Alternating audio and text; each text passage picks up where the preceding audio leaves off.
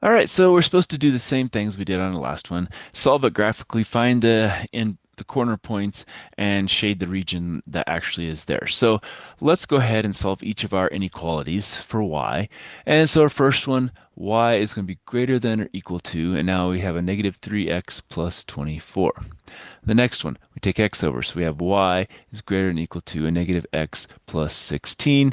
And the last one, we take it over, and if we divide by 3, we're going to have y is going to be greater than or equal to, divide that by 3, it's going to be a negative 1/3 x plus, and that's going to be a 10.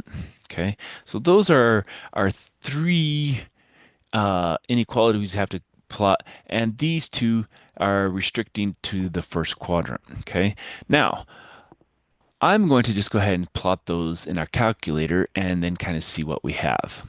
So let's do that. So let's clear that. Let's clear that. And now we had what? We had a minus 3x plus 24. We had a minus x plus 16.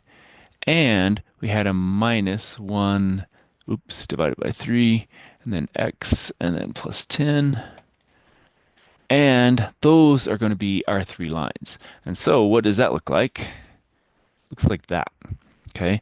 And what did it say? Well, our first one, let's kind of maybe figure out which line we're on. Second trace. Let's do a value and let's put it at 0. All right, so the blue line is going to be our first one. And so what we have to have is that one had to be greater than that line. So it has to be greater than. So it's going to be this direction. And they, in fact, all were greater than. So the red line has to be greater than, and the black line has to be greater than. So everything, and probably what we really should do is we should make our y max go up to maybe 30, and that will help us see it a little better. So it's going to be everything from here down to here, over to here, over to here, and everything up in this region here. So that's what it's going to look like. So that means we have to find this point, this point, this point, and I guess it looks like we have to go way out on the x thing.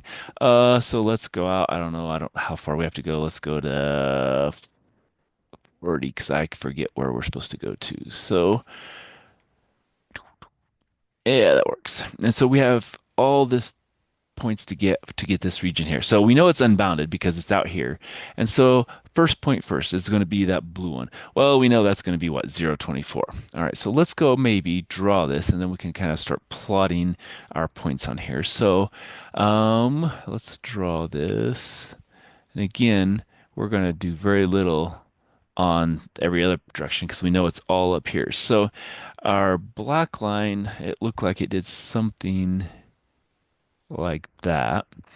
And then our blue line, oh, then let's go ahead and do our red line. It was something like uh, that. And that's probably going to erase as soon as I click on it. Nope, it's going to not. And then we had our blue line, and it went something like that. And it did disappear. All right, so that was something like that. And so this point we know is 0, 24. This point is going to be what? Well, that's going to be the black line, so it's going to be that one. So that's going to be 30 comma 0 because if we solve this one with 0, take that over there and then multiply by 3, we get our 30 back. Okay, so now we have to find this point and this point. So let's go back to our calculator and we're going to do a second trace. We're going to do an intersection and let's intersect the blue and the red and the black. Okay, that's not going to help us. We want red. There we go, red. And that's the point here. So that's 4 comma 12. So that's going to be our first intersection. So we remember that 4, 12. And then we also need to find the intersection of the red and the black, and that's 9, 7. So 4, 12 and 9, 7. All right, so 4, 12 and 9, 7. So those are the points. We know it's this region out here, and we know it's unbounded. So those are all the different things we need. And so, again, it's going to be everything this direction, this direction, this direction, this direction, and this direction. So everything up in that area there. Okay. And so that's how I would solve one of these. And again, our calculator comes in real handy on these, trying to find all those different endpoints, whether it's an intersection or if you are lazy and you want to plug it in, you can solve for the zero or the x value of zero. All right, let's stop with that one and come back for some more.